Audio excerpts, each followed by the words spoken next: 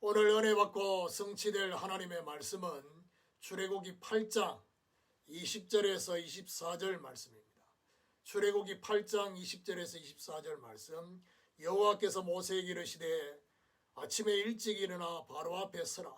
그가 물 있는 곳으로 나아오리니 그에게 이르기를 여호와께서 이와 같이 말씀하시기를 내 백성을 보내라. 그러면 그들이 나를 섬길 것이니라. 내가 만일 내 백성을 보내지 아니하면 내가 너와 내 신하와 내 백성과 내 집들의 파리떼를 보내리니 애굽 사람의 집집에 파리떼가 가득할 것이며 그들이 사는 땅에도 그러하리라. 그날에 나는 내 백성이 거주하는 고센 땅을 구별하여 그곳에는 파리가 없게 하리니 이로 말미암아 이 땅에서 내가 여호와인 줄을 내가 알게 될 것이라. 내가 내 백성과 내 백성 사이를 구별하리니 내일 이 표징이 있으리라 하셨다 하라 하시고 여호와께서 그와 같이 하시니 무수한 파리가 바로의 궁과 그의 신하의 집과 애굽 온 땅에 이르니 파리로 말미암아 그 땅이 황폐하였더라. 아멘. 애굽의 10가지 재앙이라는 제목으로 말씀을 증거하기로 합니다.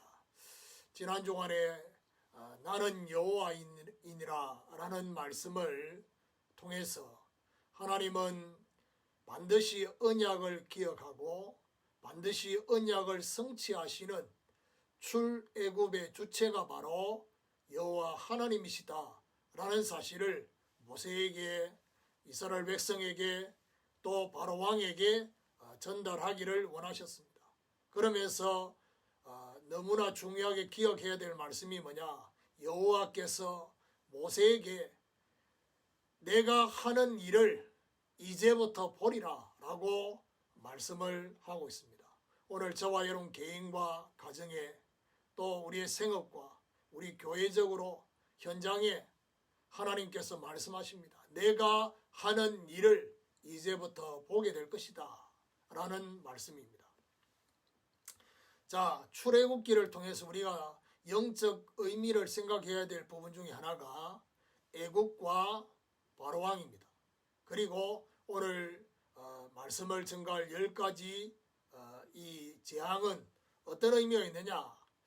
애굽은 불신 세상을 상징합니다. 그리고 바로왕은 세상 임금 사단을 상징하는 것이고 10가지 재앙은 애굽이 섬기고 있는 10가지 신을 의미합니다. 자, 그렇다면 이 속에 살고 있는 이스라엘 어떤 상태입니까? 불신 세상과 사단에게 노예되어 있는 상태입니다. 애굽의 우상신의 영향을 받고 있는 상태다. 물론 고센 땅에 살기 때문에 좀 덜할지 몰라도 애굽 땅이기 때문에 고센 땅도요. 그러니까 거기서 영향을 받고 있다. 자, 10가지 재앙을 통해서 하나님께서 애굽에 재앙을 내리시는데 고센 땅을 구별하는 이 중요한 의미가 정말 중요한 의미가 있습니다. 그러면서 하나님께서 이 10가지 재앙을 통해서 애굽에 있는 사람들, 세상 속에 여호와 하나님을 알리시려고 하는 계획이 있다라는 사실입니다. 자, 그러면 첫 번째로 우리가 기억해야 될 것이 뭐냐? 애굽의 10가지 신을 심판하시는 것입니다. 첫 번째 재앙은 피재앙입니다. 나일강의 물이 피로 바뀌는, 이거는 바로 나일강의 수호신을 심판하는 그런 의미가 있고요. 그리고 두 번째 재앙은 개구리 재앙입니다. 이거는 바로 다산의 신을 심판하는 의미가 있습니다. 세 번째 재앙은 이재앙입니다. 흙과 곤충의 신을 심판하는 의미가 그 안에 있고요. 네 번째 재앙인 파리 재앙은 파리의 신 바알세붑을 심판하는 의미가 있고, 다섯 번째로 악질 재앙은 풍요의 신 황소를 심판하는 그런 의미가 있고, 여섯 번째 독종 재앙은 주술과 치료의 신을 심판하는 그런 의미가 있습니다. 일곱 번째로 우박 재앙은 창공과 대기의 신을 심판하는 그런 의미가 있고, 여덟 번째 메뚜기 재앙은 곡물의 신을 심판하는 의미가 그 안에 있습니다. 특별히 아홉 번째 흑암 재앙은 태양 신들과 하늘 여신을 심판하는 의미가 있습니다.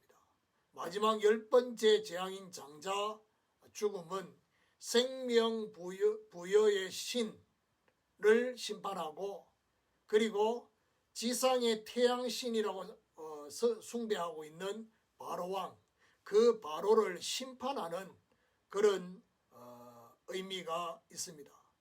자, 10가지 재앙이 내려지는 가운데 우리가 조금 눈여겨봐 봐야 될 것이 바로 뭐냐? 바로왕의 반응입니다. 이 바로왕의 반응을 통해서 우리가 뭘 봐야 되느냐? 세상 임금인 사단의 속성을 하나님은 드러내시는 그런 의미가 있습니다. 매 재앙이 내릴 때마다 내리기 전에 계속해서 모세가 하나님의 말씀을 대언합니다. 그러면서 뭐라고 말하냐? 내 백성을 보내라. 보내라. 나를 섬기게 하도록 해라. 라고 하는 메시지가 전달됩니다. 여기에 대한 바로왕의 반응입니다. 여호와 하나님을 섬기는데 관심이 전혀 없어요. 그리고 듣지 않고 그 말을 기뻐하지 않는 것입니다. 자, 그러면서 이 바로왕의 근본적인 마음이 완악하고 굉장히 완강한 상태입니다. 그런데 이런 근본적인 마음이 완악하고 완강한 그 바로왕의 마음을 여호와께서 그 마음을 더 완악하게 하고 완강하게 하셨다라고 말하고 있습니다. 하나님의 계획이 있죠. 하나님이 뭔가 중요한 메시지를 던져 주시려고 하시는 부분입니다. 자, 특별히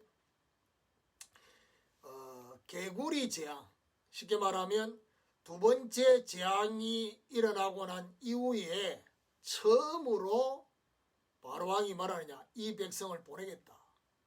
여호와께 제사를 드리게 할 것이니까 이거 거치게 해달라. 그렇게 말합니다. 자, 그러면서 네 번째 재앙, 파리 재앙이 있고 난 이후에 바로왕이 제안을 합니다. 뭐라고 말했냐?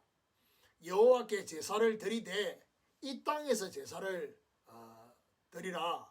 그러니까 모세가 뭐라고 말했냐? 우리가 이 땅에서 제사를 드리면, 여호와께 제사를 드리면 애굽 사람들이 가만히 있지 않을 거다. 이제 그 말이 무슨 말이냐 하면, 애굽 사람들은 이 타부라는 그런, 쉽게 말하면 항소라든지 여러 가지 짐승의 형상을 가지고 신으로 섬기고 있단 말이에요. 근데 양을 잡아서 그렇게 하나님 앞에 드리는 그것을 그들은 자신들의 신을 죽였다라고 하기 때문에 결국에는 이렇게 되면 애국 사람들이 가만히 있지 않을 거라는 겁니다. 그렇게 말을 하니까, 그러면 광야에서 하되 바로왕이 뭐라느냐? 너무 멀리 가지는 말라. 다시 돌아올 걸 염두하고 얘기합니다. 자, 이러면서 일곱 번째 우박 재앙이 있고 난 이후에 바로왕이 이렇게 말합니다. 우리가 여호와께 범죄했다. 하나님께 범죄했다. 자기 백성은 악하다. 그러면서 뭐라고 말하느냐 하면요, 여호와께 제사를 드리고 섬길 자가 누구냐라고 말합니다. 이러면서 모세는 뭐라고 말하지요? 남녀노소 물건하고 다 나가야 된다라고 말하니까, 이때 또 바로왕이 말하냐? 장정만 가서 섬기라 했습니다.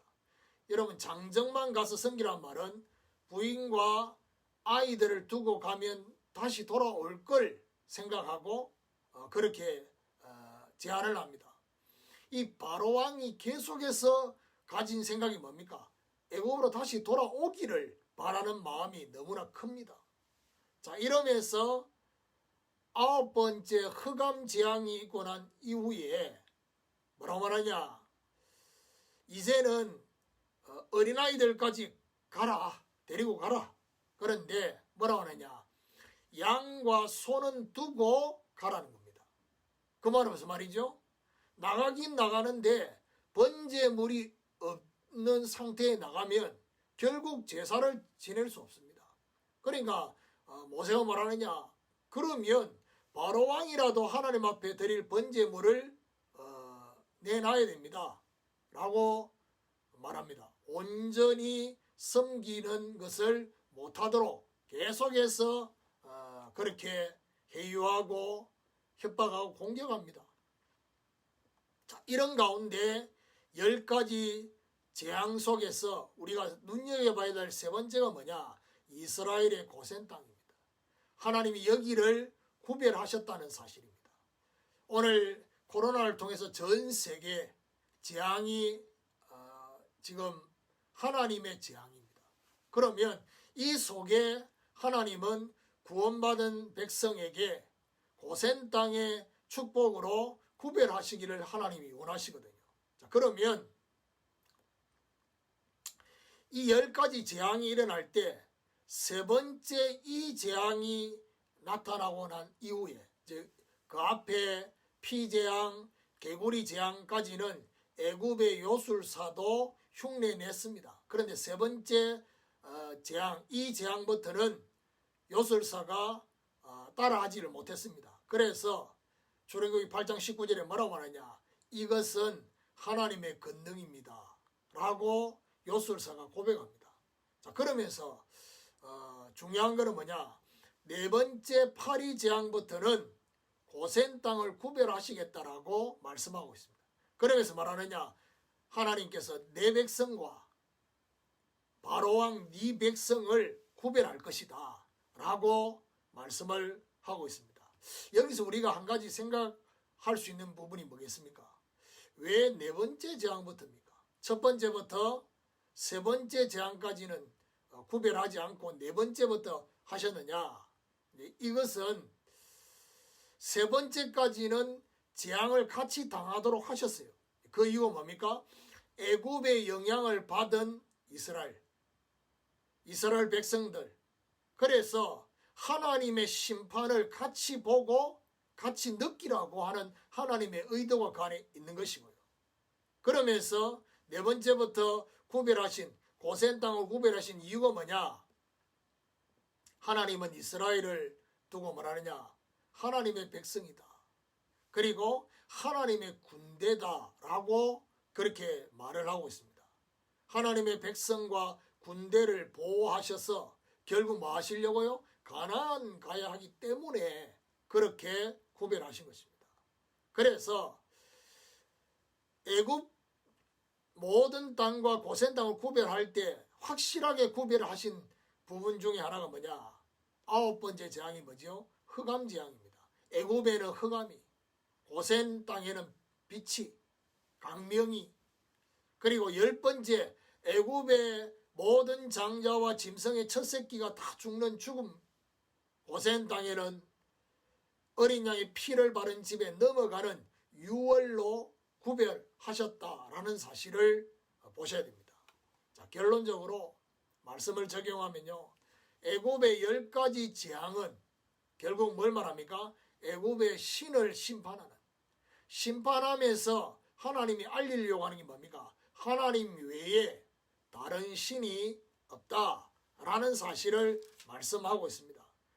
출애굽기 7장 5절에 보니까 내가 내 손을 애굽 위에 펴서 이스라엘 자손을 그 땅에서 인도하여 낼 때에야 애굽 사람이 나를 여호와인 줄 알리라 하시매. 8장 22절에도 뭐라냐, 그날에 나는 내 백성이 거주하는 고센 땅을 구별하여 그곳에는 파리가 없게 하리니 이로 말미암아 이 땅에서, 애굽 땅이죠, 이 땅에서 내가 여호와인 줄 내가 알게 될 것이다. 9장 14절에도 뭐라고 말합니까? 내가 이번에는 모든 재앙을 너와 내 신하와 내 백성에게 내려 온 천하에 나와 같은 자가 없음을 알게 할 것이다. 9장 16절에도 보니까 내가 너를 세웠으면 나의 능력을 내게 보이고 내 이름을 온 천하에 전파되게 하려 함이니라. 여호와 하나님만이 유일한 하나님이라는 사실을 전파하도록 하기 위한 것입니다. 바로 왕과 여호와 하나님의 전쟁이 10가지 재앙 속에 나타났습니다. 그래서 하나님께서 계속해서 말하냐, 내 군대, 내 백성이라고 말씀하시면서 증거를 주시는 그런 것을 볼 수 있습니다. 자, 중요한 것은 뭐죠? 고센 땅을 구별했습니다. 하나님의 선택하신 사랑의 증거입니다. 로마서 8장 35절에서 39절에 뭐라고 말씀했죠? 그리스도의 사랑의 줄이 끊을 수 없다. 그 어떤 것도 환난이나 기근이나 적신의 위험이나 칸이나 그 어떤 것도 이 줄을 끊을 수 없고, 그리고 하나님의 사랑하시는 그 힘으로 넉넉히 이길 것이다 했습니다. 재앙이라고 느껴지는 현실 속에 하나님의 보호가, 구별된 보호가 있다는 사실입니다. 자, 그래서 결국 이 10가지 재앙의 가장 중요한 마지막 재앙인 장자의 죽음, 그래서 이 재앙들은 결국 어떤 겁니까? 이스라엘의 구원을 위한 재앙들입니다. 유월절의 역사가, 그리고 이 유월절 그 밤을 뭐라고 말하냐, 여호와의 밤이다 라고 말을 하고 있습니다. 하나님의 가장 강한 메시지는 뭐냐? 마지막 10번째, 유월절의 구원을 이스라엘 백성들에게 각인시키고 뿌리 내리고 그리고 전달하는, 이것이 하나님의 가장 중요한 메시지입니다. 그래서 이 재앙이 내려지면서 말하느냐, 지금까지 애굽에 이런 일이 없었다, 쉽게 말해 전무하다는 거죠. 그런데 그 다음 뭐라고 하느냐, 이런 재앙이 전에도 없었고 후에도 없었다, 전무후무하다는 것입니다. 하나님께서 이 유월절의 구원을 우리에게 알리시려고 전에도 없었고 후에도 없었던 그 재앙을 통해서 이스라엘을 구원하시는, 이스라엘 백성들에게 그야말로 이런 10가지 재앙을 통해서 하나님께서 그야말로 서리쿠션을 하시는 의도가 뭡니까? 이들이 출애굽에서 계속 보이는 반응은 애굽으로 돌아가자고 얘기합니다. 그 말은 무슨 말이죠? 그들이 생각할 때 애굽은 살기 좋은 땅입니다. 그 말은 무슨 말이죠? 살기 좋은 땅에서 굳이 출애굽하고 싶은 마음이 없었을 거예요. 그런데 10가지 재앙이 내려지는 재앙의 애굽, 재앙의 세상에서 그들은 출애굽하고 싶은 마음이 드디어 생긴 것입니다. 만약에 이런 재앙이 없이 그냥 나오도록 하면 안 나올 겁니다. 하나님께서 하나님의 백성을, 하나님의 군대를 이끌어 가시는 방법이 뭐냐? 바로 이겁니다.